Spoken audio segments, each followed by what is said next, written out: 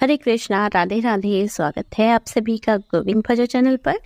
Hindu calendar के अनुसार छठे मास यानी भाद्रपद के महीने में कृष्ण पक्ष की तृतीया तिथि को कजरी तीज का व्रत रखा जाता है और इस व्रत में भगवान शिव और देवी पार्वती की पूजा का विधान है।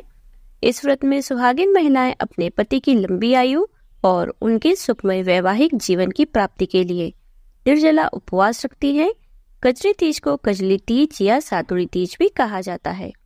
आज के दिन व्रती महिलाओं को चाहिए कि प्रातःकाल जल्दी उठकर स्नान आदि करके स्वच्छ व साफ वस्त्र धारण करें, श्रृंगार करें। इसके बाद घर में मिट्टी या गोबर से एक गोल घेरा बना लें। इसमें कच्चा दूध और पानी डालें और इसके किनारे पर दीपक जलाएं। अब गोल घेरे के किनारे पर नीम की टहनी लगा दें और उस पर चुन्नी उड़ा दें। इसके बाद सारी पूजन सामग्री जैसे कुमकुम, अक्षत, रोली, सिंदूर, मेहंदी, बिंदी आदि 16 श्रृंगार सामग्री आदि अर्पित करें। फिर पूजा करें। दिन भर उपवास रखें। रात में चंद्र देवता को अर्घ देकर ही अपना व्रत खोलें। व्रत खोलने से पहले शाम को चंद्र देवता की पूजा करते समय या सुबह पूजा करके जो व्रत कथा पढ़ी या सुनी जाती है वो सब आज के इस वीडियो में आप सुनेंगे। आज के दिन लपसी तपसी की कथा भी सुनी जाती है जिसे इस वीडियो के अंत में मैं आपको सुनाऊंगी। तो चलिए पहले सुनते हैं कजरी तीज की पौराणिक कथा। किसी गांव में एक गरीब ब्राह्मण रहा करता था। भाद्रपद के महीने की कजरी तीज आई तो ब्राह्मणी ने तीज माता का व्रत रखा और ब्राह्मण से कहने लगी कि कल मेरा तीज माता का व्रत है और मुझे कल चने का सत्तू चाहिए। तो ब्राह्मण कहने लगा, अरे भाग्यवान, तुम तो जानती ही हो कि मेरे पास इतने पैसे नहीं हैं, मैं सत्तू कहाँ से लेकर आऊंगा। तो ब्राह्मणी कहने लगी, कुछ भी करो, मैं नहीं जानती, लेकिन मेरे लिए कहीं से भी सत्तू लेकर आओ। कहीं भी जाओ, चोरी करो या डाका डालो, लेकिन मेरे लिए शाम होने से पहले सत्तू लेकर ही घर आना। आखिरकार वह ब्राह्मण पत्नी की बात मानकर सत्तू लेने के लिए घर से निकल पड़ा। जब वह घर से निकला तो समय रात हो रही थी। रात के अंधेरे में वह एक साहूकार की दुकान में घुस गया। उसने देखा कि उस समय साहूकार दुकान में नहीं था, तो उसने वहां चने की दाल, घी, शक्कर लेकर 1.25 किलो तोलकर सत्तू बना लिया और बिना साहूकार की आए ही वह बिना पैसे दिए जाने लगा। आवाज सुनकर दुकान के नौकर वहां पर आ गए और चोर चोर चिल्लाने लगे। इतनी देर में साहूकार भी वहां आ गया। ब्राह्मण को पकड़ लिया। तब ब्राह्मण कहने लगा, अरे भाई, मैं चोर नहीं हूँ, मेरा विश्वास करो, मैं बहुत गरीब ब्राह्मण हूँ और आज मेरी पत्नी ने तीज माता का व्रत रखा है, इसलिए मैं सिर्फ 1.25 किलो सत्तू बनाकर ले जा रहा था, चाहे तो आप मेरी तलाशी ले लो। साहूकार ने जब उसकी बात का विश्वास नहीं किया और उसकी तलाशी ली तो उसके पास सत्तू के अलावा कुछ नहीं निकला। चंद्रमा आसमान में निकल आया था और ब्राह्मणी घर पर ही इंतजार कर रही थी कि कब सत्तू आए, तब मैं नीमड़ी माता को सत्तू का भोग लगाकर अपना व्रत खोलूं। उधर साहूकार ने जब देखा कि ब्राह्मण के पास सत्तू के अलावा कुछ भी नहीं निकला, तब उसे ब्राह्मण की बात पर विश्वास हो गया। साथ ही उसे ब्राह्मण पर दया भी आ गई। तो साहूकार कहने लगा, आज से तुम्हारी पत्नी को मैं अपनी धर्म बहन मानता हूँ।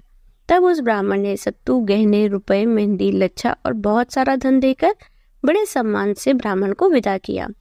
फिर ब्राह्मण ने आकर वह सब सामग्री अपनी पत्नी को लाकर दी। सबने मिलकर कजली माता की पूजा की और इस व्रत को संपूर्ण किया। हे कजली माता, जिस तरह ब्राह्मण के दिन फेरे वैसे ही इस कथा को कहने वाले, सुनने वाले, हुकारा भरने वाले सभी भक्तों के दिन फेरना। बोलिए कजली माता की जय। अब सुनिए नीमड़ी माता की कहानी, जिसके बिना कजरी तीज की व्रत कथा अधूरी रहती है। पौराणिक कथा के अनुसार एक शहर में एक सेठ सेठानी रहा करते थे। सेठ जी बहुत ही धनवान थे, लेकिन उनका कोई भी पुत्र नहीं था। एक बार किसी ने सेठानी को भादों की बड़ी तीज का व्रत करने के लिए कहा। तब सेठानी ने पूरे विधि विधान से सातुड़ी तीज, जिसे कजरी तीज भी कहा जाता है, व्रत करके नीमड़ी माता से प्रार्थना करते हुए कहा, हे नीमड़ी माता, मेरा बेटा हो जाए तो मैं आपको 1.25 मन का सत्तू चढ़ाऊंगी। इस प्रकार श्रद्धा पूर्वक किए गए कजरी तीज के व्रत के प्रभाव से सेठानी को 9वें महीने पुत्र का आशीर्वाद प्राप्त हो गया। लेकिन सेठानी ने 1.25 मन का सत्तू नीमड़ी माता को नहीं चढ़ाया।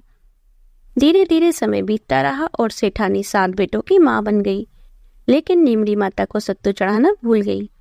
पहले बेटे का विवाह हो गया। सुहागरात के दिन जब वह सोया तो आधी रात को सांप ने उसे डस लिया और उसकी मृत्यु हो गई।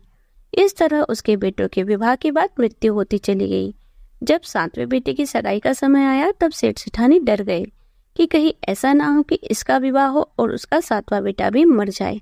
तब गांव वालों के बहुत समझाने पर वह सेठ सेठानी अपने बेटे का विवाह करने के लिए तैयार हो गए। तब सेठानी ने कहा कि गांव वाले तो मानते नहीं हैं, एक काम करते हैं, सगाई दूर के देश में करते हैं। इस प्रकार सेठ जी सगाई करने के लिए घर से चले और बहुत दूर एक गांव में पहुंच गए। वहां 4-5 लड़कियां खेल रही थी जो मिट्टी का घर बना बनाकर तोड़ रही थी। उन लड़कियों में एक लड़की ऐसी भी थी जो अपना घर बनाकर तोड़ती नहीं थी। उसने कहा, मैं अपना घर नहीं तोड़ूंगी, इस घर को बनाने में मुझे बहुत मेहनत लगी है। सेठ जी उन लड़कियों की बातें सुन रहे थे। तब उन्हें वो लड़की समझदार लगी। खेलकर जब वो लड़कियां वापस अपने घर जाने लगी तो सेठ जी भी उनके पीछे पीछे उस लड़की के घर पहुंच गए। सेठ जी ने लड़की के माता पिता से बात करके अपने लड़के की सगाई और विवाह की बात पक्की कर दी। घर वापस आकर सेठ जी ने विवाह की खूब धूमधाम से तैयारी की और फिर बेटे की बारात लेकर चले गए। इस तरह 7वें बेटे का विवाह भी हो गया।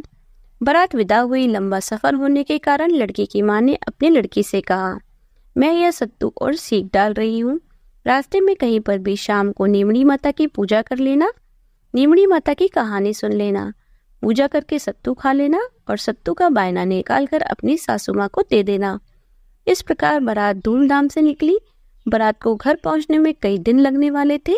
तब रास्ते में जब बड़ी तीज का दिन पड़ा, तब लड़की के ससुर ने उससे कहा कि बहू खाना खा लो। तब वह कहने लगी, पिताजी आज मेरा तीज का उपवास है, शाम को नीमड़ी माता की पूजा करके ही, नीमड़ी माता की कहानी सुनकर ही मैं भोजन करूंगी। एक कुएं के पास नीमड़ी यानी नीम नजर आई तो सेठ जी ने गाड़ी रुकवा दी। जब बहू नीमड़ी माता की पूजा करने लगी तो नीमड़ी माता पीछे हट गई। बहू ने पूछा, हे माता, आप पीछे क्यों हट रही हो? इस पर नीमड़ी माता कहने लगी, तेरी सास ने कहा था पहला पुत्र होने पर समामन सत्तू चढ़ाऊंगी और 7 बेटे होने के बाद भी, उनका विवाह होने के बाद भी उसने अभी तक सत्तू नहीं चढ़ाया। वह अपना किया हुआ वचन भूल चुकी है। नीमड़ी माता की बात सुनकर बहू कहने लगी, हे माता, हमारे परिवार की भूल को क्षमा कर दीजिए, मैं सत्तू चढ़ाऊंगी, कृपया करके मेरे सारे जेठ जी को भी वापस कर दीजिए और मुझे अपनी पूजा कर लेने दीजिए। इस प्रकार नई नवेली दुल्हन की बातें सुनकर, उसकी भक्ति और श्रद्धा देखकर नीमड़ी माता प्रसन्न हो गई। तब बहू ने नीमड़ी माता की पूजा की और चंद्र देवता को अर्घ दिया। थोड़ा सा सत्तू खुद खाया और थोड़ा सत्तू अपनी सास को बायना देने के लिए निकाल कर रख दिया। सुबह होने पर बारात अपने नगर पहुंची। जैसे ही बहू ने अपने ससुराल में प्रवेश किया, उसके 6 जेठ वहां प्रकट हो गए। सभी बड़े खुश हुए। उन सभी को गाजी बाजी से धूमधाम के साथ घर में लिवा लाए। तब सास बहू के पैर पकड़कर उसका धन्यवाद करने लगी तो बहू कहने लगी, सासू जी, ये आप क्या कर रही हैं? जो बोलवा करी है उसे याद कीजिए। सासू कहने लगी, मुझे तो कुछ भी याद नहीं आ रहा, तुम ही बता दो। तब बहू कहने लगी, माँ जी, आपने नीमड़ी माता को 1.25 मन सत्तू चढ़ाने के लिए कहा था और आपने अपना वचन नहीं निभाया। तब सासू माँ को अपने वचन की याद आई। 12 महीने बाद जब कजली तीज का व्रत आया, तब सबने मिलकर 1.25 मन सत्तू तीज माता को चढ़ाया। श्रद्धा और भक्ति भाव से गाजी बाजी के साथ नीमड़ी माता की पूजा की और अपना दिया हुआ वचन निभाया। हे नीमड़ी माता, जैसा आनंद सेठ सेठानी को हुआ, जैसी खुशियां उन सबको मिली, वैसी ही खुशियां इस कथा को कहने वाले, सुनने वाले सभी भक्तों को देना। बोलिए नीमड़ी माता की जय। आइए अब सुनते हैं लपसी तपसी की कहानी। एक बार की बात है, एक लपसी था, एक तपसी था। तपसी हमेशा भगवान की तपस्या में लीन रहा करता था और तपसी रोजाना 1.25 सेर की लापसी बनाकर भगवान को भोग लगाकर फिर चीम लेता था। एक दिन दोनों आपस में झगड़ा करने लगे। तब तपसी बोला कि मैं रोज भगवान की तपस्या करता हूँ, इसलिए मैं बड़ा। लपसी बोला, मैं रोज भगवान को 1.25 सेर लापसी का भोग लगाता हूँ, इसलिए मैं बड़ा। नारद जी उधर से गुजर रहे थे। दोनों को लड़ता झगड़ता देखकर वे वहां आ गए और उन्होंने पूछा, नारायण नारायण, तुम दोनों झगड़ा क्यों कर रहे हो? तब दोनों ने खुद के बड़ा होने का कारण बताया और नारद जी से कहने लगी कि अब आप ही फैसला कीजिए कि हम दोनों में से कौन बड़ा है। नारद जी कहने लगे, तुम्हारा फैसला मैं कल कर दूंगा। दूसरे दिन लपसी और तपसी नहाकर अपनी रोज की भक्ति करने आए। तब नारद जी ने छुपकर 1.25 करोड़ की एक अंगूठी उन दोनों के सामने पटक दी। तपसी की नजर तपस्या करते हुए जब अंगूठी पर पड़ी तो उसने चुपचाप अंगूठी अपने पैर के नीचे दबा ली।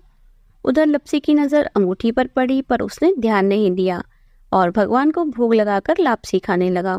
नारद जी जब सामने आए तो दोनों ने पूछा कि हे मुनिवर, बताइए हम दोनों में से बड़ा कौन है। तब नारद जी ने तपसी को खड़ा होने को कहा। जैसे ही तपसी खड़ा हुआ, उसके पैर के नीचे दबी हुई अंगूठी दिखाई पड़ी। नारद जी बोले, तपस्या करते हुए भी तुमने चोरी की, और लपसी के आगे वही अंगूठी मैंने फेंकी थी, पर उसने ध्यान ही नहीं दिया और उसने श्रद्धा के साथ लपसी का भोग भगवान को लगाया, इसलिए लपसी बड़ा है और तुम्हें तुम्हारी तपस्या का कोई फल भी नहीं मिलेगा। तब तपसी शर्मिंदा होकर क्षमा मांगने लगा। उसने नारद जी से पूछा, हे मुनिवर, मुझे मेरी तपस्या का फल फिर भला कैसे मिलेगा। नारद जी ने कहा, जब कोई गाय और कुत्ते की रोटी नहीं बनाएगा तो तुझे फल मिलेगा। जब कोई ब्राह्मण को भोजन करवाकर दक्षिणा नहीं देगा तब तुझे फल मिलेगा। जब कोई साड़ी के साथ अंगिया नहीं देगा तब तुझे फल मिलेगा। जब कोई दिए से दिया जलाएगा तब तुझे फल मिलेगा। जब कोई व्रत त्योहार की कथा कहानी के साथ लपसी तपसी की कहानी नहीं सुनेगा तब तुझे फल मिलेगा। तब से हर व्रत त्योहार पर हर कथा के साथ लपसी तपसी की कहानी पढ़ी या सुनी जाती है। तो यह थी कजरी तीज की व्रत कथाएं। उम्मीद है आपको कथाएं पसंद आई होगी।